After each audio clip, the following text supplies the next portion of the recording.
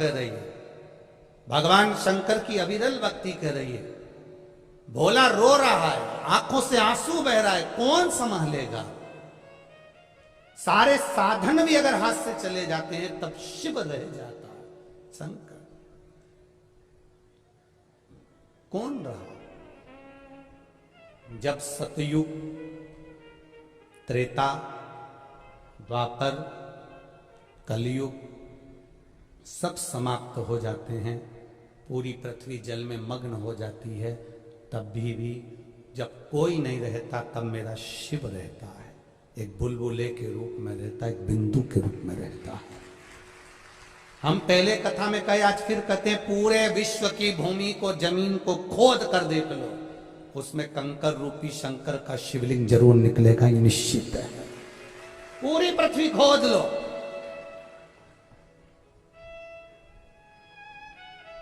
सारी मूर्तियों के निर्माण बाद में हुए हैं, पर शंकर भगवान तो प्रथम में है। ना जाने कितने सतयुग, ना जाने कितने त्रेता, कितने द्वापर, कितने कलयुग निकल गए, तो भी मेरा शिव है और मेरा ओघड़दानी रहेगा, वो निश्चित है और रहना है। अकाल मृत्यु वो मरे जो काम करे चंडाल का, काल उसका क्या बिगाड़े जो भक्त हो महा। जो शिव का उपासक होता है उसका बाल बच्चा नहीं हो सकता, शंकर की आराधना करने वाले का बाल बच्चा नहीं हो सकता। ये निश्चित है कि जन्म मरण परण तीन शिव के हाथ में है। मृत्यु जहां लिखी हुई है वहां तो हम पहुंचेंगे। तुम कहो कि सिवरवाला महाराज किसी की मौत को रोक दे, किसी की मृत्यु को रोक दे, तो मुश्किल है। आपकी मृत्यु, हमारी मृत्यु, ये सब परमात्मा ने जो तारीख, जो पल, जो घड़ी, जो दिन, जो नक्षत्र, जो समय, जो परमात्मा ने लिख दिया, वो निश्चित है कि उस पल, उस घड़ी, उस क्षण में हमारी मृत्यु होगी। जो विधान पर लिखा हुआ है उसे कोई टाल नहीं सका। पर आपका भजन का जब बल बढ़ जाता है, सत्संग का जब बल बढ़ जाता है, आप शंकर का गुणगान जब करने लगते हो, तो जीवन में अगर थोड़ा बहुत दुख भी आता है तो उसको भोलेनाथ, आप शिवजी पे जल चढ़ाते हो तो जैसे चंदन शंकर पर पेले का लगा हुआ होता है तो धुल जाता है, उसी तरह शिवजी पे जैसे जैसे जल चढ़ाते हो हमारे भी पाप धीरे धीरे धुलना प्रारंभ हो जाते हैं। ये निश्चित है। शंकर भगवान पर समर्पित किया गया एक लोटा जल हमारे पूर्व के ना जाने कितने कितने पाप कर्मों को धो देता, ना जाने कितने पाप कर्मों को।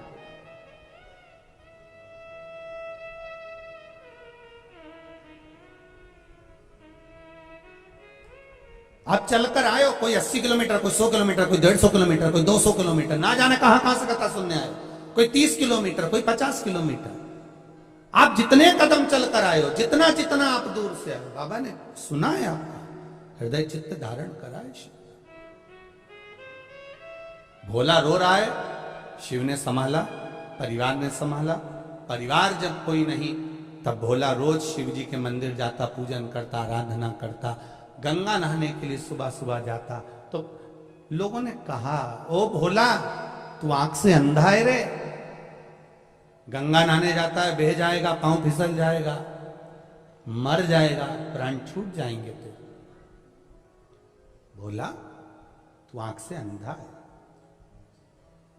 तुझे दिखता नहीं है। ए भोला तुझे दिखता नहीं है, पांव फिसल जाएगा तेरा, तू मर जाएगा, पानी में गिर जाएगा, गंगा में डूब जाएगा। अब एक शब्द भोला का याद रखना, आप सबसे निवेदन है, इस शब्द को मत भूलना। भोला कह रहा है कि मुझे नहीं दिखता पर मेरे महादेव को तो दिखता है। भोला कह रहा है मुझे नहीं दिखता पर मेरे महादेव को तो दिखता है।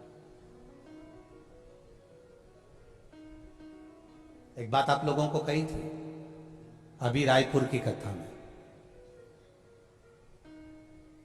अंधे व्यक्ति की हड्डी कभी नहीं टूटती गिर के, आंख वाले टूटते फूटते रहते हैं।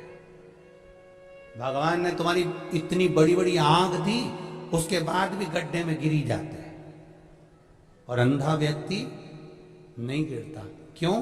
अंधे के पास में एक डंडी रहती है, उससे वो टेक टेक कर देख कर संभल कर चलता है।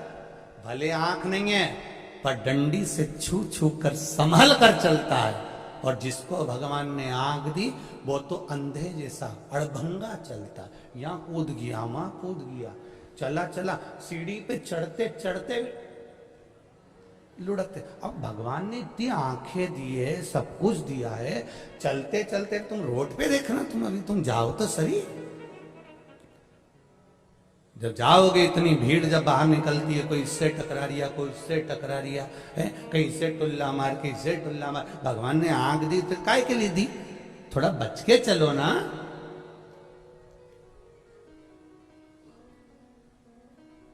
रोज हम निवेदन करते हैं, गले में सोने की चेन होगी, रकम होगी, जेब में पैसा होगा तो चोर की नजर जरूर होगी, सुंदरता होगी तो लुच्चों की नजर जरूर होगी, और अगर शंकर की भक्ति होगी तो महादेव की नजर जरूर।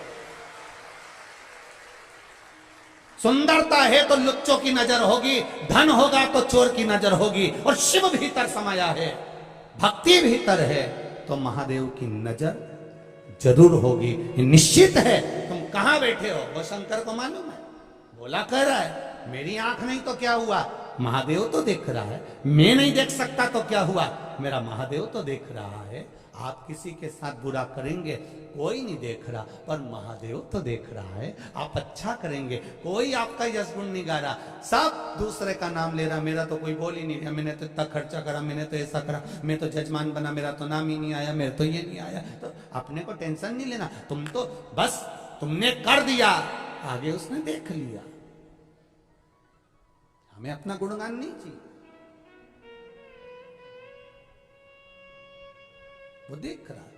भोला ने कहा मेरा महादेव देख रहा है। रोज गंगा नहाने जाता, गंगा जी में नहाकर वापिस आता, शिव मंदिर जाता, शंकर जी के मंदिर में बैठा था। आज किसी ने कह दिया अपनी काशी में शंकर भगवान का एक बड़ा अनुष्ठान होने वाला है, भगवान शिव की सत्संग होने वाला है, प्रवचन होने वाला है, कोई कथा होने वाली है। उनने सुना और भोला ने मन में विचार कर लिया मैं भी जाऊंगा उस प्रवचन में। रात का समय था, किसी ने कहा इतनी रात को जाएगा, तो भोला बोला हमारी आंख ही नहीं तो हमें दिन और रात से मतलब ही क्या। सत्संग करने वाला, भजन करने वाला, कीर्तन करने वाला रात और दिन नहीं देखता। हमसे लोग कहते बताओ गुरुजी, श्री शिवाय नमस्तुभ्यम कब नहीं जपना चाहिए? ऐसा कोई समय जैसे माताएं कहती है हम रजस्वला धर्म में हो जाते हैं तो हम फिर व्रत रखें कि नहीं रखें। तो हमारे यहाँ तो यहाँ तक वर्णन किया गया कि रजस्वला धर्म में भी नारी है। मान लो कोई घर में मर भी गया है, किसी का जन्म भी हो गया है, तो भी शिव महापुराण की कथा कहती है नाम जपने में कोई बुराई नहीं है, भगवान का भजन करने में कोई बुराई नहीं। तो कहा गुरु जी कई लोग तो कहते हैं कि ऐसे समय में भजन नहीं करना चाहिए, नाम नहीं जपना चाहिए। हमने कहा ऐसे समय में अगर निपट गए तो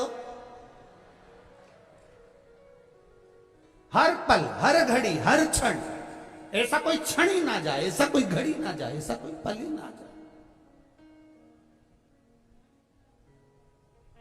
जैसे पशुपति व्रत करते हो तो पशुपति व्रत करते हो तो बीच में रजस्वला धर्म पड़ जाता है एक आध सोमवार को। अगर रजस्वला धर्म पड़ गया तो माताएं क्या करेगी? क्या व्रत तोड़ देगी? नहीं, पूजन नहीं करेगी, पूजन नहीं करेगी, पर नियम वही रहेगा, एक समय फलाहार करना है और शाम के समय भोजन करना। भले पूजन नहीं करेगी पर गिनती में नहीं आएगा वो, पर नियम तो वही चलना है ना, नियम का प्ररूप तो वही। हाँ, यदि एकादशी पड़ गई तो एकादशी का नियम लागू हो गया, फिर वो छोड़ दिया। प्रदोष पड़ गई, प्रदोष का नियम चालू हो गया, फिर वो छोड़ दिया। पर गिनती में चल रहे हैं और बीच में अगर रजस्वला धर्म आ गया है तो आप अपने ही नगर में, अपने गांव में कोई एकादशी, कोई प्रदोष नहीं है तो उसका स्मरण रहे। आप जपो शिव नाम।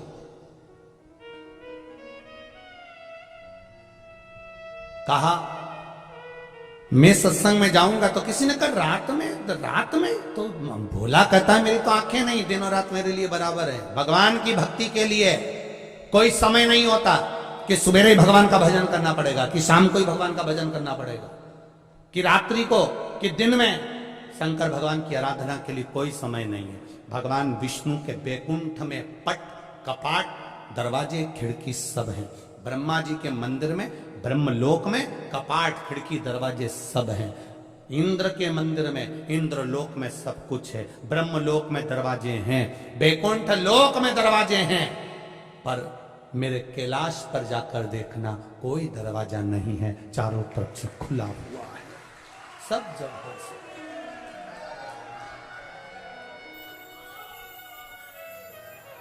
बैकुंठ में दरवाजा है, ये हमारे शास्त्र भी कहते हैं। शास्त्र को पढ़कर देखिए, बैकुंठ में दरवाजा मिलेगा, ब्रह्मलोक में दरवाजा मिलेगा, इंद्रलोक में दरवाजा मिलेगा, देवलोक में दरवाजा मिलेगा, पर दरवाजा नहीं मिलेगा तो भगवान शिव के द्वार पर, भगवान शंकर के द्वार पर। तुम तो गंगा जी के घाट पर रहते हो, गंगा के घाट पर जाकर देखना, कहीं कहीं शंकर जी का शिवलिंग रखा हुआ, वहां कोई दरवाजा ही नहीं है। ऐसे ही भोलेनाथ जी बैठे आराम से घाट पे, लोटा भरो, डालो और जाओ।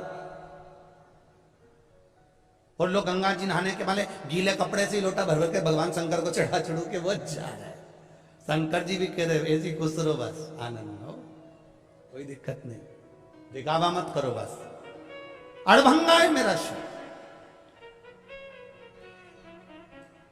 शिव के पास में दरवाजा नहीं है, शिव के पास में द्वार नहीं है, शिव के पास में खिड़की नहीं है।